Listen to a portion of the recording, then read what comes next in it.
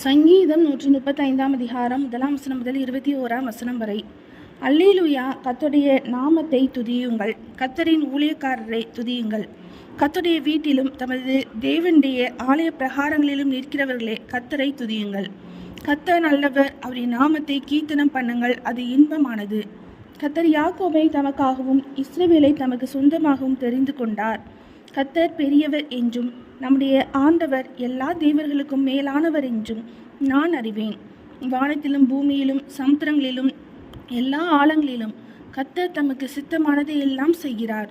அவர் பூமியின் கடையாந்தரங்களில் இருந்து மேகங்களை எழுவ பண்ணி மழையுடன் மின்னலையும் உண்டாக்கி காற்றை தமது பண்டசாலையிலிருந்து புறப்பட பண்ணுகிறார். அவர் எகிப்திலே மனுஷருடைய தலைப்பிள்ளைகளையும் மிருகத்தின் தலையீற்றுகளையும் அடித்தார். எகிப்து தேசமே, உன் நடுவில் பார்வோன் மேலும் அவனுடைய எல்லா ஊழியக்காரர் மேலும் அடையாளங்களையும் அற்புதங்களையும் அனுப்பினார். அவர் அநேகம் ஜாதிகளை அடித்து பலத்த ராஜாக்களை கொன்று எமோரியரின் ராஜாவாகிய சீகோனையும் பாசானின் ராஜாவாகிய ஓகையும் கானானின் சகல ராஜ்யங்களையும் அழித்து அவர்கள் தேசத்தை தம்முடைய ஜனமாகிய இஸ்ரவேலுக்கு சுதந்திரமாக கொடுத்தார். கர்த்தாவே, உம்முடைய நாமம் என்றென்றைக்கும் உள்ளது.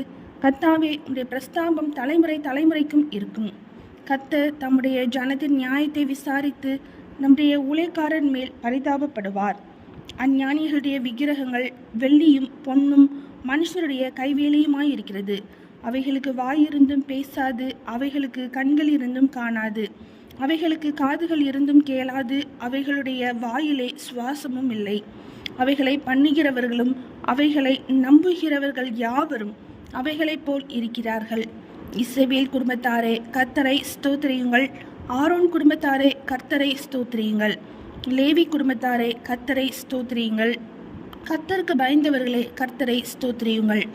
எருசலேமில் வாசம் பண்ணுகிற கர்த்தருக்கு சீயோனிலிருந்து ஸ்தோத்திரம் உண்டாவதாக. அல்லேலூயா.